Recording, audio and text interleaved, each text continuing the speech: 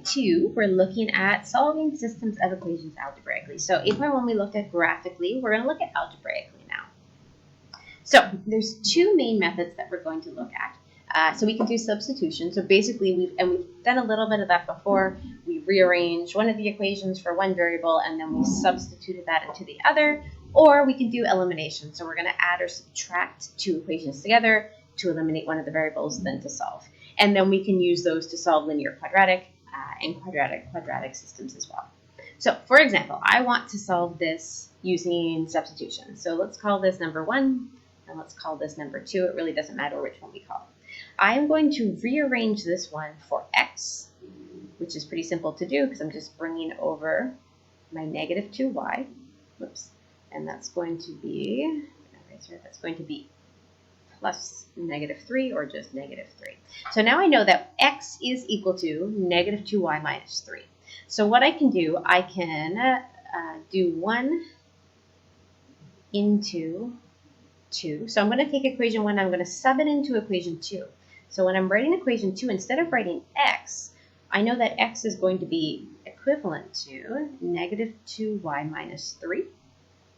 And then I can write the rest of my equation, plus 3y negative 4. And now I only have two variables that are the same. So I don't have an x and a y, I just have a y. So I can work this out. So just be careful when you're multiplying things out. So negative 4y, this is going to give me a negative 6, plus 3y is equal to negative 4. I can combine my like terms.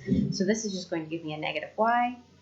If I bring my 6 over, that's going to give me a positive 2. And then if I divide both sides by negative 1, I have y is equal to negative 2. So now I know my value of y, and then to find my value of x, I just need to plug it back into one of my other ones. So I can, it really doesn't matter which one, I'll plug it into this one. X is equal to negative 2 times negative 2, all minus 3. So x will be equal to 4 minus 3, so x is equal to 1. So now I know that the solution to these systems of equations would be the point 1 and negative 2. So let's look at another one. This one's a little bit different, except that we have a quadratic here, and we are going to use elimination. So elimination we looked at a little bit when we were doing series and sequences, but we're going to continue on. So what I am aiming to do here is I want to get rid of one of my variables. The easy choice here would be to get rid of my y. So I want to manipulate these two. So I have 1 and I have 2, and I want to manipulate them in such a way that I'll only end up with an x value. So what I can do, I can say, okay, I'm going to take this one, and if I multiply this one by negative 2, so times negative 2, that doesn't really look like, it's not x negative 2, but it should be multiplied. Multiplied, just so we know later. If I multiply it by negative 2, I'm going to end up with negative 10x plus 2y is equal to negative 20.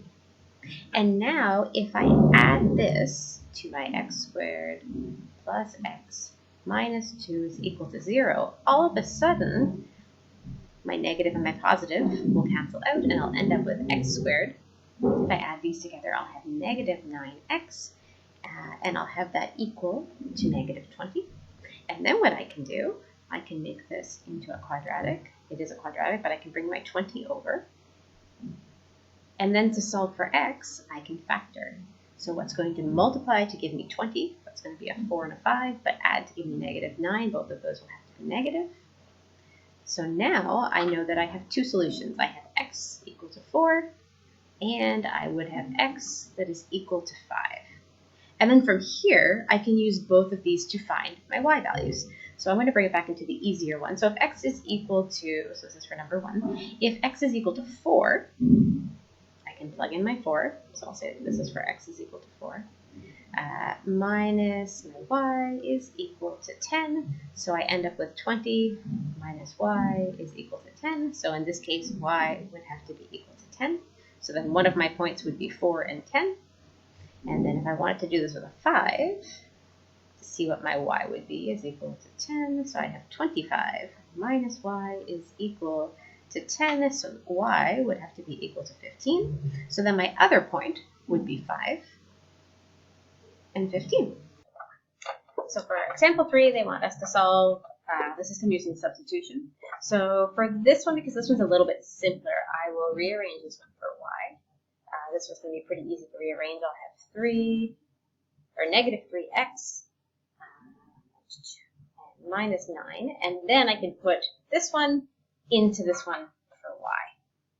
So here I would end up with 4x squared minus x plus, so instead of my y, I can replace that with 3x minus 9, and then that's equal to negative 9, so then I can work this out, so I'll combine like terms, so I would have 4x squared, I have negative 1x and negative 3, so that would give me negative 4x, and then I would have negative 9.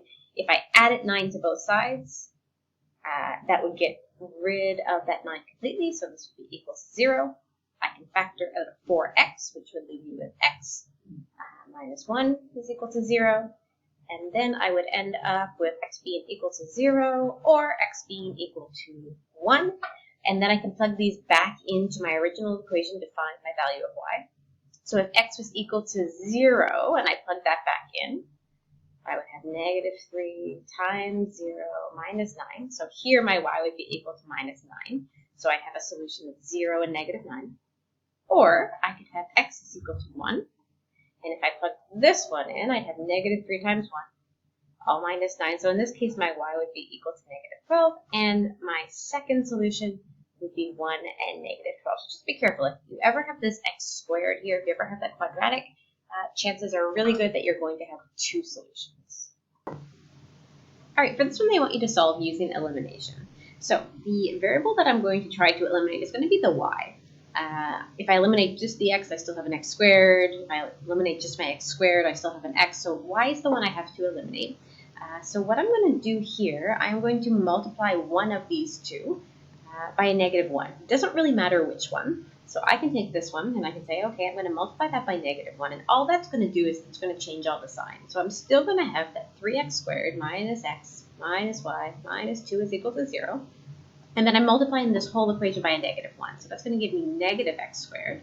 And negative 4x is going to give me a positive y, which will then cancel out, is equal to negative 4. So then it's just a matter of adding these together. So 3 and negative 6, that's going to give me a negative 3x squared. This will give me a negative 5x. This is going to cancel out that y value, or it's going to give me 0y essentially. And then I have a negative 2 on this side, and on the other side I have equals to a negative 4. So just be careful there to watch where your equal sign is. So I can rearrange this and have negative 3x squared minus 5x. If I add 4 to both sides, that's going to give me a plus 2. And then what I'm going to want to do is factor out that negative 1, which will give me a 3x squared plus 5x minus 2, and now I'm just looking to factor this. So again, I can break apart that middle term if I wish, or I can multiply the 2 here. So I'm looking for something that multiplies to negative 6, and it's going to add to 5. So I know that's going to be a 1 and a 6, and my 1 is going to have to be negative. I can grab my 3. I'm going to keep my coefficient here. 3x and 3x. This one can only be divisible by 1. This one I can divide by 3, so I end up with 3x minus 1 multiplied by x plus 2 is equal to 0. That would be my factored out form. And then I want my x value, so one of my x values, if I bring my 1 over to be positive, would be 1/3. So I'm just solving for x when I'm setting this to 0. My other one would be negative 2.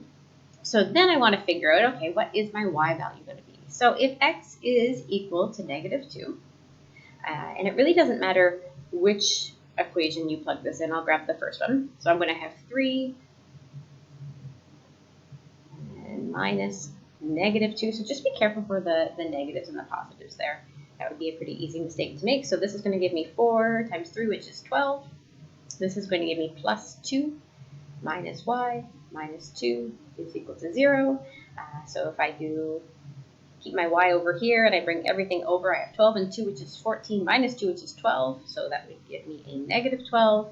So y would be equal to a positive 12. And then if I solve the same for x is equal to 1/3, I would have 3 times 1 over 3 squared minus, I want that to be a 1/3. So I'm going to minus 1/3 because it was positive to begin with. And then I have minus y minus 2 is equal to 0. And then here, if I work all this out, that will leave me with a 1/3 minus 1/3 minus y minus 2. So y, because this will cancel out, will be equal to a -2. So then my 2 points, and I'm running out of room, so I'll just put them up here. I would have a point of -2 and 12, and I would have another point of 1/3 and -2. Those would be my 2 solutions for the system of equations. And then we'll look at a couple word problems. So here we have 2 integers, determine 2 integers such that the sum of the smaller number and twice the larger number is 46. And also when the square of the smaller number is decreased, or we take away by 3 times the larger, it will give us 93. So write the system inequalities for this problem. So what we're going to do is let x equal the smaller integer, and we will let y equal the larger. So we'll start by defining our variables, and then we need 2 equations. So it says 2 integers such that the sum, so I'm adding, of the smaller number and twice the larger number. So if I add together the smaller number and twice the larger number, it should give me a sum of 46. There's my first equation. And when the square of the smaller number is decreased by 3 times the larger number, so I'm going to take the square of the smaller number, and I'm going to decrease or subtract 3 times the larger number, the result will give me 93.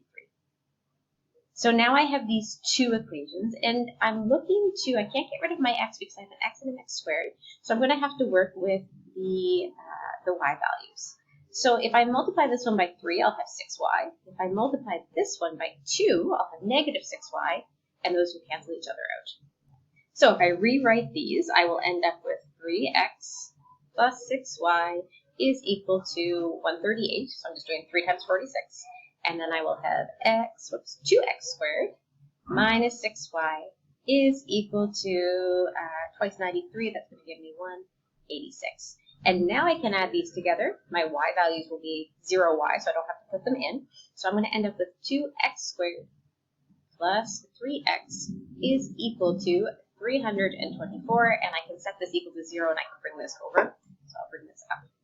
So I'm going to have 2x squared plus 3x, and that's minus 324 is equal to 0. And then from here, I'm looking to solve for my x values. So I can factor this one. It gets a little bit tricky, but that's okay. So I'm looking for 2 values that would multiply together to give me twice this. So it would give me 648 and add to give me 3. If the 2 values that I am looking for here, and I can set up my 2x and my 2x. That's what I'm looking for there. And then for my values here, one of my values is going to be a -24, and the other one of my values is going to be 27. So by trial and error, 24 and 27 would have a difference of 3 and would multiply to give me that 648. I can divide by 2 here and only by 1. So if I look at my actual factors, I have x minus 12 and 2x plus 27. It's going to be equal to 0. So one of my values will be 12. The other one of my values is going to be -27 over 2. This is not an integer, so not possible. So we would have to reject that one for an answer, and my answer would have to be that x is equal to 12. And now that I know what x is equal to, I can plug in 12. I'm going to use my first equation. It's a little bit easier. 2y is equal to 46, and I want to solve for y. So I can bring my 12 over, so I have 2y is equal to 34, and then y, if I divide both sides by 2, it's going to be equal to 17. So my 2 integers would be 12 and 17. All right, so one more problem-solving situation. Here we actually have both our equations, so it's not too big. So you have a cargo plane that's dropping in emergency supplies, and they want to figure out how long after the crate leaves the aircraft with the parachute open. So our first equation is the height of the crate during the fall. The second equation would be the height of the crate when the parachute is open. So we have one that's linear and one that's quadratic. So essentially we are looking for those intersection points. So I would have my 2 equations. In this case, there's a couple different things that you could do.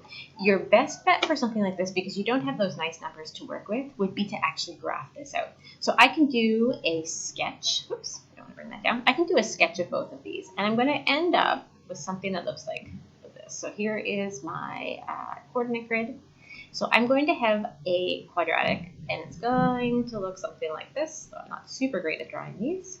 And then I'm actually going to have that linear that's coming through here.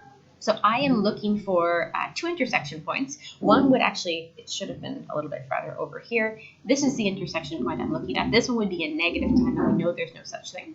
So I could actually go in and solve for, oops, I don't want my vertex there. I would go in and solve for my intersection point on my graphing calculator, and it's actually going to give me a point of 3.7451. So you probably wouldn't want to do this one by hand, and 631.274 and 6. That is going to be that point of intersection. I would probably, I guess it would probably more be here. I would label my vertex, which no, I guess would actually be more here. I just kind of drew it weird, which would be 0 and 700. You may want to label your x values, but if you're using your graphing calculator, you do have to do that sketch to show your work.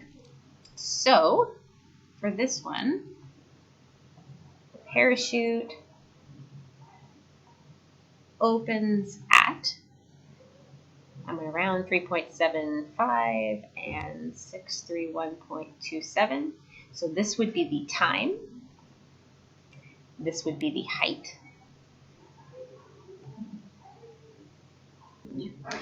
So then you would want to answer these with complete sentences, and you'd want to use your units in there. So for A, the parachute opens after 3.75 seconds, and the crate is 361 meters above the ground.